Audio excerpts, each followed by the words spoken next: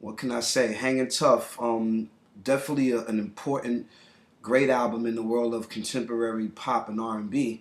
It's also the album that saved their career because the first album was very bubblegum and it didn't really attract the audience that they were really hoping for. So one of the greatest things that Maurice did was letting Danny, Donnie, and Jordan participate in the creative writing and co-producing process for the Hangin' Tough album.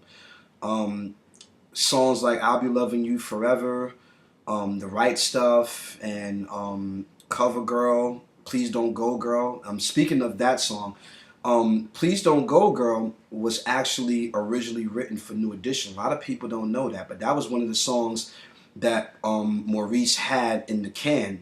He was kind of saving for New Edition to put on their next album before they left his camp, and he kept that in the can and decided to use it for New Kids on the Block. This was told to me by the late legendary Donnie Linton, who was also great friends with Dick Scott. So a little history for you in case y'all didn't know.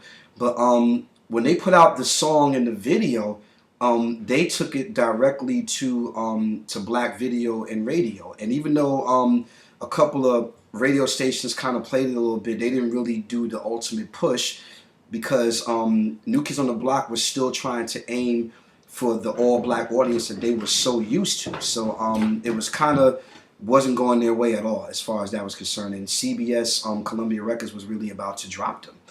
And it took one Florida radio station to play "Please Don't Go Girl," and that changed everything. They really went from being a group that was about to get canceled and sent back to Boston to major superstars literally overnight. And it's kind of weird because, as everybody knows, "Please Don't Go Girl" is a straight up R&B soul song. There's nothing pop about that song. That's a straight up R&B soul record. So the fact that this R&B soul record was being fed to the pop masses was just groundbreaking and historic by itself. And without that song, New Kids on the Block would have never made it. So I mean, interestingly enough, all the other songs in the album, like "I'll Be Loving You Forever," what I was just singing at the top of this vlog, that's one of the first few white songs to get played on R&B radio. And when I say white songs, meaning that at that time, the only other white guy that was getting played on radio like that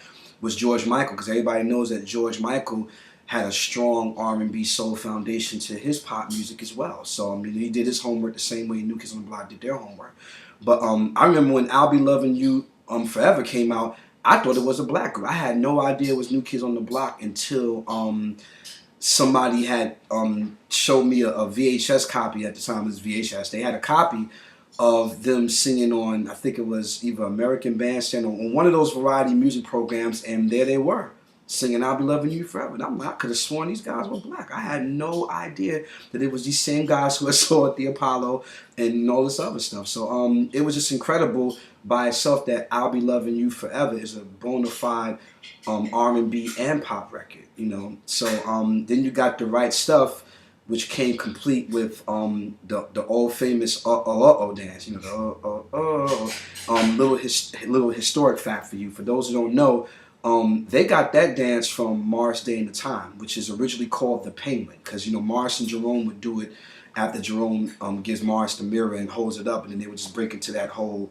leg thing, and that's where they got there from, proving once again that New Kids on the Block definitely, as always, did their homework when it came to studying influences. I don't look at it as stealing or biting. I look at it as we're paying homage and we're using these links to help build our own style. And that's exactly what they did, because being young as they were back then, you know, they had to keep their ear to the streets, and then whatever was going on, they decided to draw it back into even old school territory. So wasn't too far from that. Then you got a song like "Cover Girl," which was straight up ahead rock pop, you know, led by Donnie Wahlberg. And it's crazy because that song still has a staying power. When I went to go see them live, and you know, the minute the song came on, you know, the crowd went into a frenzy. Just to think 20-something years later that record still holds a lot of weight. And that was Donnie's moment to shine just on his own, because he was always so used to playing a co-lead role in terms of singing. So for him to get a solo song by itself and everybody was jumping on it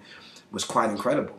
And then, you know, you got songs like Hold On, where they just showing you that, you know, we can make any type of record. Or one of my personal favorites, My Favorite Girl.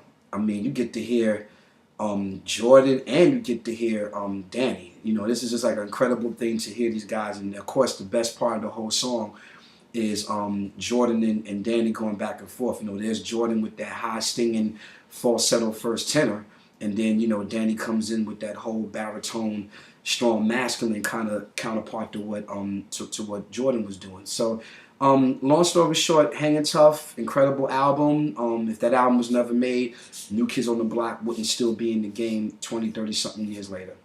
Pay homage.